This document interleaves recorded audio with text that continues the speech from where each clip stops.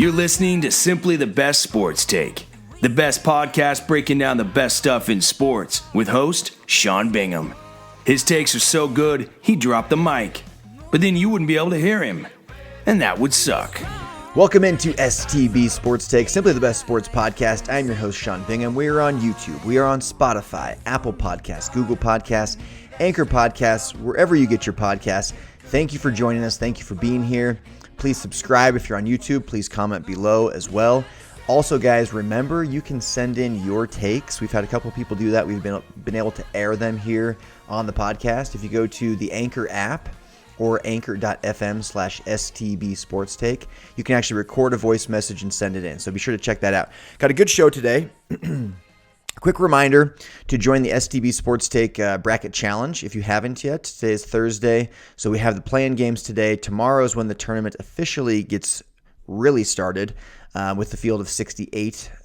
64, I guess, will be set by then. And so $100 to the winner of the bracket challenge, STB Sports Take on ESPN.com. Link is in the description. Free to enter, and $100 to the winner. And on top of that, we'll give you a chance to come on the podcast via Zoom or something like that if you so desire. So be sure and check that out. Good show today lined up. A lot of NBA talk, a lot more NFL free agency talk going on. Deshaun Watson drama really ramped up yesterday. We're going to get into that. I want to start with the NBA, though. I said earlier this week, just on Monday, so just 3-4 days ago, I said that the Nets would pass the 76ers by the end of the week. Well, guess what? They are now tied after last night. The 76ers lost and the Nets won. They are now tied for first in the Eastern Conference. The Nets play tomorrow night. They will win. It's against the Magic, and they will then be a half game ahead of the 76ers. So that prediction was correct. So there's 4 games I want to talk about in the NBA in particular. Obviously, those two are 2 of the 4. So the Nets beat the Pacers last night, 124-115, behind another monster triple-double from James Harden. No Kyrie, no KD, no problem. The Nets just keep on rolling. Still no Blake Griffin. I've been reading reports that he's totally healthy, but that he's not quite in game shape, and they're just being really careful about his knee. They're rehabbing him. He's been playing some 3-on-3. They're going to get him into 5-on-5. It appears as though they have actual plans for him to be a real key piece to this team and make a championship run. So they're being just very cautious with Blake Griffin. So Harden goes out and does it alone. 40-point triple-double. Again, no Kyrie, no KD, no Blake Griffin. Blake Griffin has not yet even made an appearance for the team, but it looks like they do have plans for him. And it's wild to think this is a team that last year their 2 best players were Karis LeVert and Spencer Dinwiddie. Obviously, Kyrie was on the team, but he didn't play for much of the season. The 2 best players are no longer really with the team. Karis LeVert was traded away. Spencer Dinwiddie's been hurt, hasn't played all year. Likely to be traded, it looks like, before the deadline. I'm still not convinced that they wouldn't be better keeping him and maybe replacing, a Kyrie or a James Harden. I definitely thought that when they got Harden, but Harden has completely changed my mind. He's playing so unselfishly. He's playing more of a winning brand of basketball. He's willing to take a back seat to certainly Kevin Durant, and he's been showing that he's willing to take a back seat even to Kyrie Irving, even though I believe James Harden is the better of the 2 players between him and Kyrie Irving. But I'm still very curious to see what happens when Kevin Durant comes back and you've got all 3 guys now on the court, all of them needing 25 shots a game. We know that Harden's willing to give up a few shots, but now we've got Kevin Durant coming back. He needs 25 himself. So will Harden give up 5 more shots? Is Kyrie going to give up 5 to 10 shots, And so I'm very curious to see what happens when these guys come back. Interesting fact about the Nets, they added KD, they added Kyrie. They had this monster offseason. Well, then they go and get James Harden, and they go and get now Blake Griffin. And I did not know this, but that was actually the first time in NBA history that a team added 2 players that had 5 or more All-Star appearances. And so Blake Griffin and James Harden being those 2. So really kind of a wild thing, and that's after the season started, of course. But the Nets appear to be the clear front runner still. They appear to be a juggernaut, an unbeatable, unstoppable force, similar to the LeBron, D. Wade, Chris Bosh, Miami Heat, or similar to the Kevin Durant, Steph Curry, Klay Thompson Warriors. It appears as though no one will get in their way to keep them from a championship or at least a finals appearance. But the really interesting fact remains, we just haven't seen these guys all play together. We haven't seen how they're going to share the ball all together. We knew that Kevin Durant, Klay Thompson, Steph Curry was going to work because they're all unselfish players. Well, Harden and Kyrie are historically pretty selfish players, very ball-dominant players. And so I still believe they're the front runner. I still believe they're the team to beat. In fact, I feel even more so that way than ever before because of how good they're playing without Kevin Durant and because of the brand of basketball that I see James Harden switching to a little bit here. But we've not seen Harden do much of anything in the playoffs. But again, Kevin Durant will come in and pick up the slack. I just want to see the team chemistry happen. I just want to see it. We haven't seen it yet. Another big win for them, though, last night. Now tied for first in the Eastern Conference. Again, they will leapfrog the Sixers tomorrow night when they beat the Magic.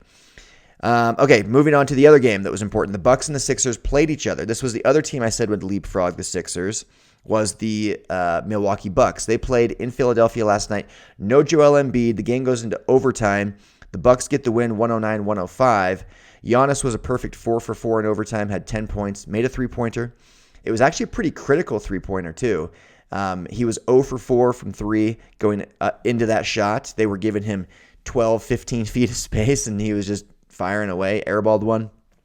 But he did hit a very critical 3 in overtime, 4 for 4 from the field, 10 points in overtime.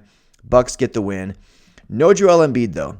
And as I watched this game, the Sixers looked really, really good. They were up big. They were up by as much as 20-something points, I believe, at one point in the game. So obviously very disappointing anytime you give up a big lead. But I actually went away from that game more impressed with the 76ers than I was the Bucks. And as I start to really dissect their lineup, I think, maybe I haven't given the Sixers enough credit. I'm not discrediting them. I'm just saying I don't believe they have much of a chance to win the East. And I think I'm going to retract that a little bit after last night's game. Because even though the Bucks won, and they won on the road, and they had an epic comeback, I still left feeling like the 76ers were the more impressive team. Both teams shot the ball pretty poorly. But again, the 76ers were without their very best player, MVP candidate, Joel Embiid. And I start looking at their lineup. Obviously, the Sixers have Joel Embiid and Ben Simmons. Everybody knows about them. All-stars, great players. Well, then you've got Tobias Harris, averaging 21 points or 20.5 points a game this year to go with 7.5 rebounds. And he had a play last night where he shoots the ball, makes it, has some nice play, and he's going back down the court yelling, "I'm an all-star, I'm an all-star." And maybe he should have been, honestly. I mean, with 21 points and 7.5 rebounds a game on the number one team in the Eastern Conference, maybe he should have been an all-star. But that's their big three. It's not quite a KD, Kyrie, James Harden, but that's a decent big three. Well, then you look at guys further down, a guy, Shake Milton. Shake Milton never gets talked about. Well, the guy's averaging 13.2 points per game, and this is his third season. His first season, 4.4. Last season, 9.4. This season, 13.2. Constant improvement from Shake Milton. He can shoot the ball. Seth Curry is shooting lights out, 43% from 3, averaging a career-high 12.9 points per game. And then another unknown name, Furkan Korkmaz. And I have to make sure I'm saying that correctly. Furkan Korkmaz. I've been watching the 76ers, at least highlights, pretty consistently. This guy's hitting big shot after big shot. He's proving to be able to hit the big shots. He's actually averaging 13.6 points per game over their last 10 since Joel Embiid's been out for most of that. 9.1 on the season. But again, over the last 10, he's really coming on strong and proving to be a big shot taker and maker. And then after that, you've got Dwight Howard, Danny Green. So the roster goes like 8 deep of pretty impressive players. So I do feel like the 76ers are a team that is going to be battling with Milwaukee for second place in the Eastern Conference. I'm still going to give Milwaukee the slight nod, but I do feel like the 76ers are much closer to Milwaukee than I thought. Huge drop-off in the East, in my opinion, after that. I mean, the defending Eastern Conference champ Miami Heat don't really appear to be a huge threat right now. The Boston Celtics are a shell of themselves. Toronto Raptors have historically been really good in the East. They're not doing much of anything. There's just not a whole lot going on in the Eastern Conference outside of those three teams. The Hornets have kind of been surging, but I don't see them as any real threat at all come playoff time. So it's going to come down to the Nets, the Bucks, and the Sixers. The Nets are a clear front runner, and then it's a very clear battle for second between just the Bucks and the Sixers. I do want to say, though, I think I need to give the Sixers a little bit more credit. I think they're going to be right there in the hunt to make an Eastern Conference Finals appearance.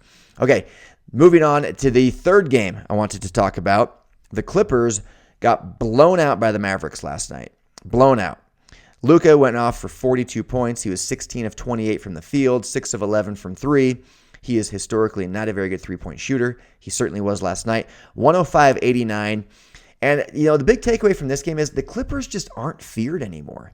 Last year, there was all this hype about the Clippers. They got Kawhi Leonard. He's coming off his, finals MVP appearance with the Toronto Raptors.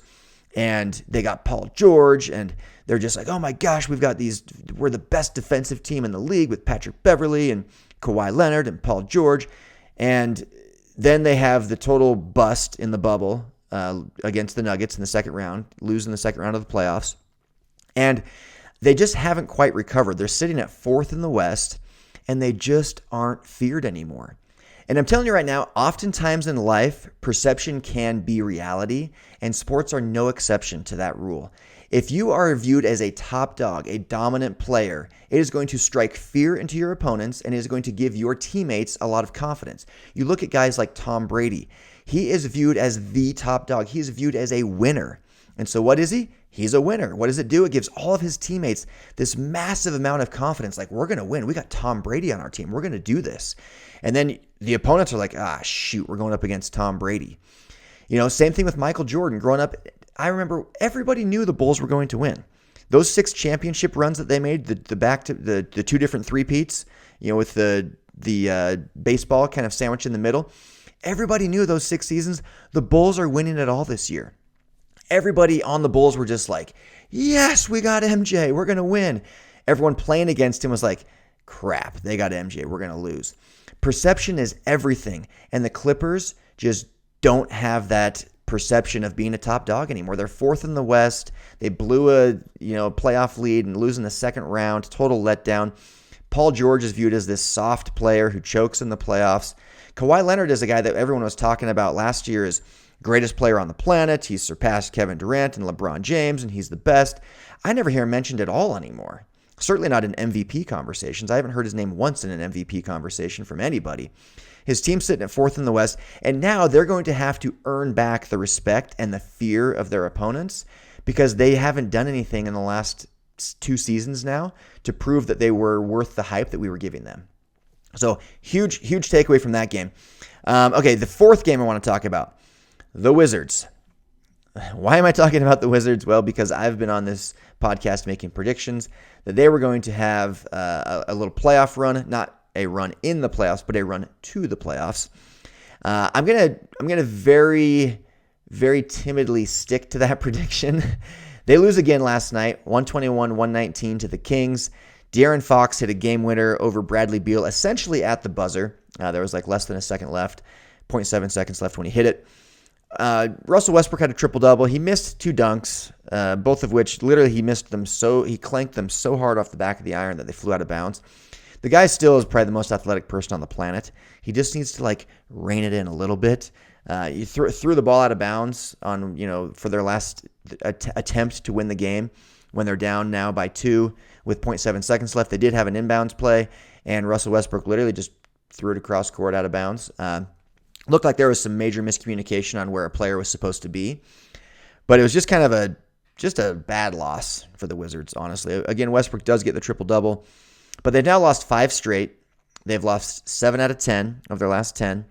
They've fallen all the way back to 13th in the East after surging after I'd made my prediction that they were going to because they were beating so many teams with winning records, their point differential. I was looking at these kind of deeper stats and things like that and had determined that with the results they were getting against quality opponents, with the results they were getting with point differential, and then with guys like Russell Westbrook and Bradley Beal, how do you miss the playoffs in the Eastern Conference? I felt confident in that prediction, but they've now come all the way back down to where they were at that point, 13th in the East. And they're going to lose again. They play the Jazz tonight. I'm sure they'll lose again. They play the Nets after that. I'm sure they'll lose that. Although they are 2-0 against Brooklyn. That's what's so weird. This is a team that's 2-0 against the Brooklyn Nets, but they can't beat the Kings, They're now, let's see their record. I've got it here. 14-25. 14-25. So they are only 5 games out of the playoffs, and they do get 2 games back-to-back against the Knicks after they play the Nets, and the Knicks are currently in the 8th seed in the East. So I'm going to very timidly stick with my prediction. Their biggest problem is they have no shooters. They are 28th in the NBA in three-point percentage. That's third to last, by the way. So as a team, they are the third worst three-point shooting team. And so that's their biggest deficiency right now is just no three-point shooters. So we'll see if they make the playoffs. Again, it doesn't really matter. They'll lose in the first round. It's just kind of a fun thing to follow. Will the Wizards, climb from the cellar of the East at least into the playoffs? I'm very, very excited for the new STB Power rankings to come out. I'll do those next week. I like to do them just once a week and see what happens throughout the course of a week. It's always a moving target. That's the beauty of the NBA season. But this year, more than any, at least in recent history, feels more open, doesn't it? Like there's more teams that I feel have legitimate reason to hope for a title.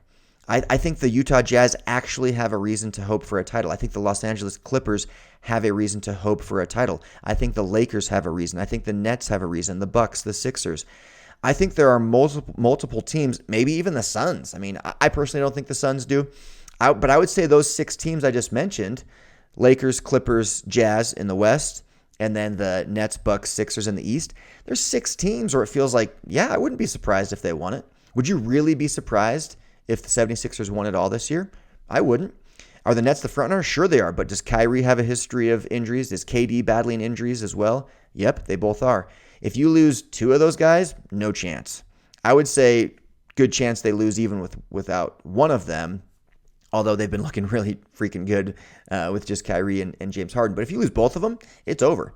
Think of that Warriors team when it was like there's no question they're winning it all. Well, guess what? KD goes down, Clay goes down, Raptors get the win. So anything can happen. And you've got 2 guys that are kind of a little, I'm not going to say injury prone, and knock on wood, I don't want them to get injured. I'd like to see the Nets be at full strength and see what they can do. But you've got 2 guys on that team that are, it wouldn't be a total shock if they battle some injuries in the playoffs. Anthony Davis for the Lakers hasn't played in a while, not going to play for another week or 2. Wouldn't be hugely surprising to see, and without him, they're awful. So it wouldn't be hugely surprising to see them, make an early exit. The Clippers, we just went over the fact that they're not at all the juggernaut we thought they were last year. And so that kind of eliminates these like mega powerhouses that really opens the door for who? The Jazz, the Bucks, and the Sixers. So to me, this is a more wide open title opportunity for teams. You've also got the COVID stuff going on. I don't think we'll have stadiums at full capacity by the time the finals come, although I think we'll see them certainly more than they are now. You're seeing more and more teams with more and more fans in the stadiums, and I love seeing that. I hope it continues to improve. But right now, we're not really seeing a ton of fans, and I do think that affects the outcome of games more than people think. So it is wide open. I'm excited for the NBA season to continue. Okay, we got to move now. We got to transition on to the NFL. We're going to talk free agency, but the big story right now, I thought about leading with this, but I wanted to dive into the NBA first. Deshaun Watson had those allegations we mentioned yesterday from a masseuse. We didn't know really anything about it. Well, now we do. And we also know that there's 6 total that are either pressing charges, or I guess not pressing charges, but are filing lawsuits. There's no charges that have been pressed. I want to make sure that's clear. There's no charges that have been pressed, no criminal charges. But now 6 lawsuits are going to be filed against Deshaun Watson for sexual misconduct. And here's one thing I know in life. Where there's smoke, there's fire. Now, before you think that I just said Deshaun Watson is guilty, the fire could either be with a fame-seeking, money-hungry attorney who's kind of handling all of these, or the fire could be with Deshaun Watson and some sexual misconduct. One of the two is happening because where there's smoke, there's fire. I don't know where the fire is at yet. I will say this. There's 2 things that I learned about kind of new discoveries here. One was there's more than one accuser, and that's a really big deal against Deshaun Watson. The second one that I find really bizarre is that he found one of the masseuses, he found her on Instagram and went to her house for the massage. So I find that very bizarre, at the very least, that a star pro athlete would be using a masseuse he found on Instagram. The guy's making tens of millions of dollars. There certainly are plenty of team masseuses. There's certainly ones he could hire. There's athletic trainers all over the place at high-ranking facilities. I mean, most of these guys at this point have their own personal masseuse that they've got a relationship with for years and years. Deshaun Watson apparently, allegedly, we don't know for sure, found one on Instagram and went to her house. So we're hearing in these allegations. That at the very least is extremely bizarre. So I don't know what happened. Hopefully we can get to the bottom of it and justice can be served, because with stuff like this, you'd hate to see women getting ignored that had, a real issue that should be justly dealt with. You'd also hate to see Deshaun Watson's name get slandered because of a money-hungry or fame-seeking attorney or anyone else. So I don't know which one it is. It's one of the two. And I'm hoping that the court systems can play it out. But that's something to watch, because this has got to make him want out of Houston even more. It's also got to make trading him more difficult. And what's kind of interesting is that apparently the attorney handling all of these lawsuits claims to have been the Texans owner's neighbor at one point. He calls him neighbor in an Instagram post. That could just mean, hey, my neighbor here in Houston. It's just some generic term, neighbor. But if he is the neighbor of the Texans owner, that's also weird, because this isn't helping his tradability at all. And maybe that's their way of scaring him. There could be all sorts of speculation we could do. Their way of kind of forcing him to stay in Houston. Oh, we can't trade you. You're worth nothing, dude. Like, good luck. But I can't imagine this makes him want to stay in Houston at all. I think you're going to see him move on from the Texans. And we're going to see what happens with all this potential legal stuff coming up. Okay, speaking of these top quarterbacks that want out or supposedly want out, Russell Wilson's the other one we've talked about a bunch. We did find out finally what the Bears offered. I mentioned yesterday they had made a, quote, aggressive move to get Russell Wilson from the Seahawks. Well, it came out they offered the Seahawks 3 first-round picks, 1 third-round pick, and 2 of their starters. 3 of their starters, unnamed starters, probably because no one likes to know their name was on the trade block. But 3 first-round picks, a third-round pick, and 3 starters for Russell Wilson, and the Seahawks still said no. And guess what? I would have too, because a proven franchise quarterback in his prime is near impossible to come by, and no amount of first-round picks is going to change that. Unless you honestly just have to get lucky. I mean, we've got guys out there that dedicate their entire lives to scouting football and to knowing football inside and out, and they swing and miss 9 times out of 10. It's like a private equity firm. They're going to invest in 100 companies. One of them is going to be Uber and going to make them a 1,000x return on their investment. The other 99 that they invested in are all going to flop. That's kind of the life of an NFL GM when it comes to finding a quarterback. You just are swinging and missing all over the place, and once in a while, you strike gold. Okay, moving on. Cardinals sign A.J. Green. I like this move a lot. I've said I didn't think that J.J. Watt's move to go to Arizona was just for money. I'm sure that was a big part of it, but that was a team that barely missed the playoffs off of a tiebreaker last year. They've got a young, rising quarterback, constantly improving. He's very mobile. He's got a good arm. He's showing that he can be an NFL quarterback. So I thought J.J. Watt had good reason to go there. DeAndre Hopkins is a young stud. Well, now they've added another weapon for Kyler Murray and A.J. Green. We haven't seen him play much the last couple seasons due to injury. But A.J. Green is a guy that can, when he was in his prime, he was a top 3 or 4 wide receiver in the entire NFL. And so now you've added another weapon for Kyler Murray, another veteran leader, another guy to make defenses be a little bit honest when it comes to defending DeAndre Hopkins. So this is a big deal. Kyler Murray, by the way, last year ran for 819 yards and 11 touchdowns. So he is the running threat on the team. and you add more and more weapons downfield that make defenses be honest, and watch, trying to spy on him against the run, shadow him. And it makes it a lot more difficult now because you got A.J. Green, you got DeAndre Hopkins. Larry Fitzgerald, we'll see. He's a free agent for the first time in his career.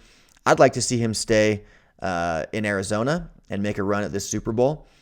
Obviously, they're not favorites by any means, but I think they have a decent chance at doing some damage in the playoffs. And if the stars align, maybe they could do it. I'd like to see him stay there, but if he doesn't, I'd like to see him go to a real top contender like the Bucs or the Chiefs or the Bills or somebody, because I'd like to see him get one. He's one of my all-time favorite players, actually. Okay, last thing I want to talk about. Well, two more things here in free agency. Three more, excuse me. Jacoby Brissett signed with Miami, and to me that says, how much does Miami really believe in Tua? I don't know. I think Jacoby Brissett's a quality, one of the best backups you could ask for, and so I think that's a little bit telling. Kyle Van Noy is actually a friend of mine, left Miami and went back to the Patriots with Bill Belichick, so the Patriots continue to make moves. Patrick Chung, however, defensive back Patrick Chung, did retire from the Patriots, so that's a little bit of a hit to their defense, but they add KVN back. I think that'll be an uptick for their defense. And then the last thing, my Washington football team. They have added more offensive weapons, adding even more to my argument the last couple of days about how these star quarterbacks should want to play in Washington because of their offensive line, because of their defense, because of their head coach. Well, now they've added Lamar Miller and Curtis Samuel. Lamar Miller was a Pro Bowler just a couple seasons ago, tore an ACL. He's 29. He'll be 30 next month. So he's not, and at running back, that's a big deal. So we're going to see what he's capable of. But in a running back by committee type league where most teams are doing that, that can work. You're bringing a 3-time Pro Bowler, a veteran. I like that addition of Lamar Miller. Curtis Samuel last year had 77 catches, 851 yards, and 3 touchdowns. This is a guy that can play. He caught 80% of his catches or of his targets last year. He's just in his 5th season. He's only 24 years old. The guy can flat out play. He was drafted and played under Ron Rivera in Carolina. And 80% of his targets he caught last year. To put that in perspective, I wanted to see, because I saw that stat and I was like, okay, that sounds really good, but I don't actually know. So I'm going to look up some of the top guys in the league. Stephon Diggs caught 76% of his targets last year, so 4% worse than Curtis Samuel. And that's with a much better quarterback throwing to, a much more accurate quarterback in Josh Allen. Devontae Adams has the most accurate quarterback in the entire league throwing to him. In Green Bay with Aaron Rodgers, he caught 77%. DeAndre Hopkins, 72%. OBJ, 54%. OBJ's best season, by the way, was his rookie season at 70%. And then Julio, 75% last year, which was a career high. So those are some of the top names at the receiver position in the entire NFL. And Curtis Samuel catches a higher percentage of targets than any of them. And 77 receptions is not a small sample size, 851 yards. So that is a good addition for the Washington football team. We'll see what Fitzpatrick can do with these guys, or Taylor Heineke, or whoever it ends up being, Kyle Allen. It's going to be interesting. I think you'll see Taylor Heineke really be the understudy of Ryan Fitzpatrick, and see if Fitzmagic can sprinkle some of his magic onto Heineke and turn him into a legitimate starter for pennies on the dollar. We will see. That is all the time I have for today. You guys are awesome. Please subscribe. Please comment below. Check us out on social media, TikTok and Instagram. I will see you tomorrow. I am out. Peace. Thanks for hanging with Simply the Best Sports Take. Don't forget to subscribe to this podcast and check out STB Sports Take.com. Simply the best in sports.